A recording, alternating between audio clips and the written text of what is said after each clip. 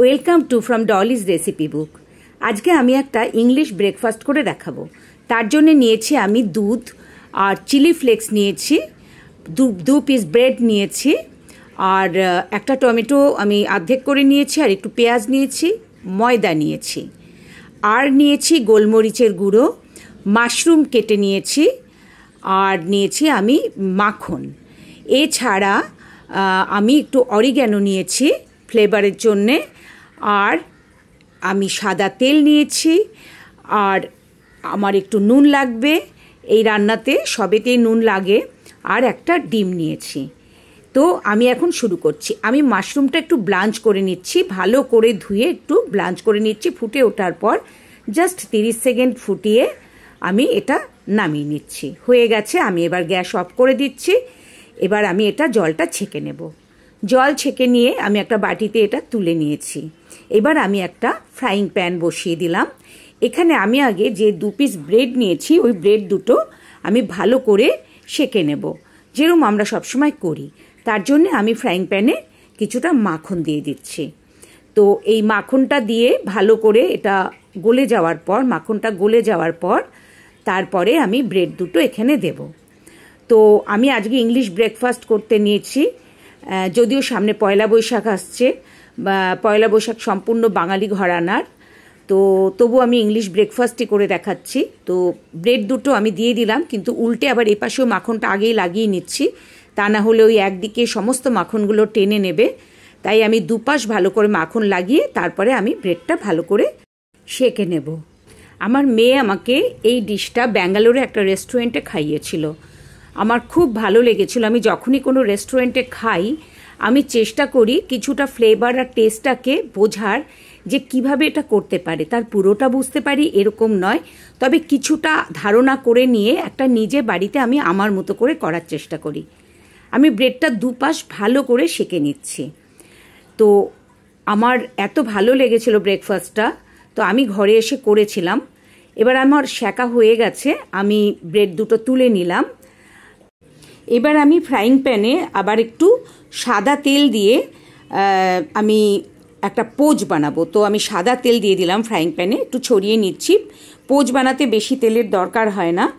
তো আমি এবার একটা পোচ বানিয়ে নেব। ডিমটা কিন্তু ফাটিয়ে খুব আস্তে করে ফ্রাইং প্যানে ছাড়তে হয়, যাতে কুসুমটা গলে না যায়, ছড়িয়ে না যায়। তো এভাবে আস্তে করে ছেড়ে আমি একটা পোচ বানিয়ে নিচ্ছি। তো এবার পোচটার যে ভেতরে লিকুইড জায়গাটা, ওটাকে কিন্তু মানে জমতে হবে। তো আমি এর মধ্যে একটু গোলমরিচ আর নুন দিয়ে দিলাম।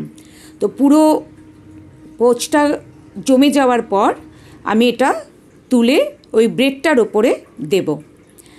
তো আমি সব বন্ধুদের বলবো যে ঘরে বসেই একটা ইংলিশ ব্রেকফাস্ট বানিয়ে তার টেস্টটা কিন্তু নিতেই পারেন। এটা কিন্তু ঘরের খুব সাধারণ জিনিস দিয়েই হয়ে যাবে। এবার আমি পোচটা হয়ে গেছে, আমি ব্রেডের ওপর তুলে দিয়ে দিলাম। এবার আমি যে ভেজিটেবলগুলো কেটে রেখেছি, যেরকম টমেটো, পেঁয়াজ, এগুলো আমি ভালো করে এই ফ্রাইং প্যানে মানে সটে করে নেব। আমি একটু তার জন্য নুন দিয়ে দিলাম, আর একটু গোলমরিচ দিয়ে দিলাম। আর এবার আমি এর মধ্যে আর একটু মাখন দিয়ে দেব। মাখন দিয়ে এবার এটাকে আমি সটে করব। তো ভীষণ সুন্দর কিন্তু একটা গন্ধ বেরোচ্ছে সব মিলেমিশে। তবে পেঁয়াজটা আমার একটু ছাড়িয়ে দেওয়া উচিত ছিল, তো আমি তখন এটা ভুলে গেছি। তো বন্ধুরা, আগেই না পেঁয়াজটা আপনারা ছাড়িয়ে রাখবেন, ছাড়িয়ে দিলে খুব তাড়াতাড়ি পেঁয়াজটা নরম হয়ে যাবে। তো আমি একটু ছাড়িয়ে দিচ্ছি। তো এবার আমি পুরো এইগুলোকে টমেটো আর পেঁয়াজগুলোকে আমি ভালো করে সটে করে নেব। তবে এটা একটু হয়ে যাওয়ার পর তারপরে কিন্তু আমি এর মধ্যে মাশরুমগুলো যে আমি ব্লাঞ্চ করে রেখেছি সেটাও দিয়ে দেবো। যেহেতু ওটা অলরেডি ব্লাঞ্চ করা নরমই আছে, তাই ওটা আমি পরে দেব। তো এই ব্রেকফাস্টটার কিন্তু খুবই দাম। আমি যে ব্যাঙ্গালোরে খেয়েছিলাম, অনেকটাই দাম। তো ঘরের কিছু ঘরোয়া জিনিস দিয়ে অনেকটা ওই রকমভাবে একটা এরকম ইংলিশ ব্রেকফাস্ট করে নেওয়া যেতে পারে। মোটামুটি হয়েছে, ওটা নরম। আমি এবার মাশরুমটাও দিয়ে দিলাম, দিয়ে এবার সবগুলোই কিছুটা সময় একটু আমি সটে করব, এগুলো নরম হওয়া পর্যন্ত। যদি মাশরুম পাওয়া অসুবিধা হয়, মাশরুমটাকে আপনারা স্কিপ করতে পারেন, আর যদি অরিগানো ঘরে না থাকে, অরিগানো না দিয়েও শুধু চিলি ফ্লেক্স আর গোলমরিচ দিয়েও কিন্তু করলে খুব একটা খারাপ হবে না। তো অরিগানোটা আমি একটা ফ্লেভারের জন্য দিয়েছি। তো মোটামুটি এটা কিন্তু হয়ে এসেছে, ভেজিটেবলগুলো প্রায় নরম হয়ে এসেছে। আগে আমি ওই পেঁয়াজ আর মাশরুমটাকে তুলে দেব, টমেটোটা আর একটু সময় হবে।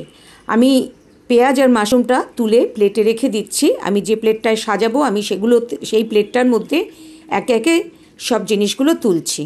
এবার টমেটোটাও হয়ে গেছে, টমেটোটাও এবার আমি তুলে প্লেটে রেখে দিচ্ছি। এরপর আমি একটা সাদা সস বানাবো। সেই সসটা বানাতে আমার ময়দা আর দুধ লাগবে। আমি আবার ফ্রাইং প্যানে একটু বাটার দিয়ে দিলাম। তারপরে আমি এর মধ্যে 1.5 চামচ ময়দা দিচ্ছি। এই বাটারে 1.5 চামচ ময়দা আমি একটু ফ্রাই করব। যখন হালকা ব্রাউন ধরবে তখন আমি এর মধ্যে দুধ দিয়ে দেব। তো আমি এটা একটু ভেজে হালকা ব্রাউন করে নেব। যদি আমার রান্না ভালো লাগে তাহলে সাবস্ক্রাইব করে আমাকে উৎসাহিত করবেন, আর নোটিফিকেশান পেতে আমার চ্যানেলটা সাবস্ক্রাইব করে রাখবেন। এছাড়া যদি ভালো লাগে তাহলে একটা লাইক করবেন। এবার মোটামুটি ব্রাউন হয়ে এসেছে, আমি এর মধ্যে এখন দুধটা দিয়ে দেব। তো দুধটা আমি দিয়ে দিচ্ছি। এবার দুধটা দিয়ে কিন্তু খুব ভালো করে নাড়তে হবে যাতে এই ময়দাটা দানা দানা না হয়ে থাকে। দুধের সাথে ময়দাটা ভালো করে মিশিয়ে দিতে হবে। আর এটা কিন্তু সিম করে করতে হবে। প্রথমে মানে দুধটা ফোটা পর্যন্ত মিডিয়ামে রেখে তারপরে সিম করে করতে হবে। আমি এর মধ্যে গোলমরিচ দিয়ে দিলাম, আর তারপরে চিলি ফ্লেক্স দিলাম, আর একটু নুন দিয়ে, এবার একটু আমি নুন দেব।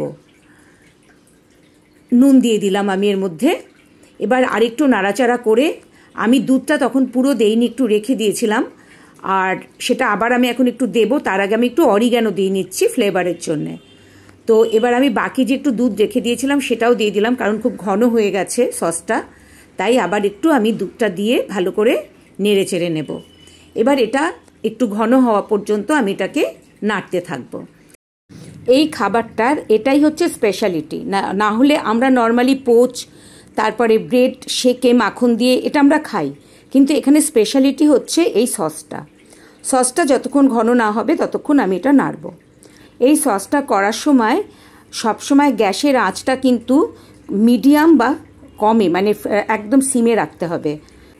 বন্ধুরা, এটা যদি আপনারা করে খান কেমন লাগলো আমাকে কমেন্টে জানাবেন। সসটা হয়ে গেছে, এবার আমি এটা ব্রেডের ওপরে ঢেলে দেব। এটা আমি ব্রেডের উপরে ঢেলে দিচ্ছি। এই রকম কনসিস্টেন্সি অবস্থায় সসটা নামিয়ে ফেলতে হবে, কারণ যেহেতু এর মধ্যে ময়দা আছে, এটা যখন আরেকটু ঠান্ডা হবে খেতে খেতে এটা কিন্তু আরেকটু ঘন হয়ে যাবে।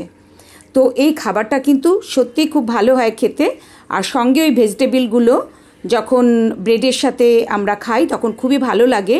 আর এই কুসুমটা এটা কিন্তু ওই সসের সাথে খাওয়ার সময় মিশিয়ে নিলে ওটার টেস্ট আরও বেড়ে যায়। আমার রান্না কমপ্লিট। আপনারা এই সসটা তৈরির সময় একটু সুইটকর্ন মিশিয়ে নিতে পারেন, তাতে আরও ভালো লাগবে। আমি আবার কোনো নতুন রান্না নিয়ে আসব। সবার মঙ্গল কামনা করে আজকে এখানেই শেষ করছি।